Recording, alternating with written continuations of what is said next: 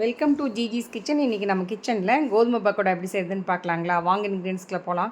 1/2 kilo பெரிய வெங்காயத்தை வால் வெட்டி வச்சுருக்கேன். ஒரு 1½ கப் அளவுக்கு கோதுமை மாவு, ஒரு 3 டேபிள் ஸ்பூன் அளவுக்கு கடலை மாவு, 4 இனுக்கு அளவுக்கு கருவேப்பிலையை சின்னதாக வெட்டி வச்சுருக்கேன்.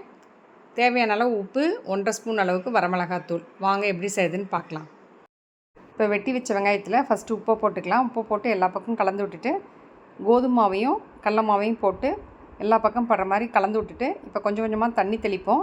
தெளிச்சுட்டு அடுத்து கருவேப்பிலையும் வரமிளகாத்தூளையும் போட்டு கொஞ்சம் கொஞ்சமாக தண்ணி தெளித்து பிசைஞ்சிட்டு உங்களுக்கு எப்படின்னு அந்த பக்குவத்தை காமிக்கிறேன். மாவு நல்லா பிசைஞ்சாச்சு. இப்போ உப்பு பத்திரிலாம் கரெக்டாக இருக்கான்னு பார்த்துக்குங்க. இப்போ எப்படி சுடலான்னு பார்க்கலாம். இப்போ ஸ்டவ் ஆன் பண்ணி நான் எண்ணெய் ஊற்றி வச்சுருக்கேன். எண்ணெய் காஞ்சிச்சு. இப்போ போட ஆரம்பிக்கலாம். போடும்போது நல்லா ஊற்றி விட்ட மாதிரி இப்படி போடுங்க. போட்டுட்டு அதை நல்லா ஒரு மீடியமான ஃப்ளேமில் ஒரு 4 நிமிஷம் வேகட்டும். நடுவில் திருப்பி போட்டுக்கலாம். திருப்பி போட்டு உங்களுக்கு எந்த ஸ்டேஜில் எடுக்கிறதுன்னு உங்களுக்கு காமிக்கிறேன். 4 நிமிஷமாக நல்லா மிதமான தீயில் நல்லா வெந்துருச்சு. இப்போ உங்களுக்கு பரிமாறிட்டு காமிக்கிறேன்.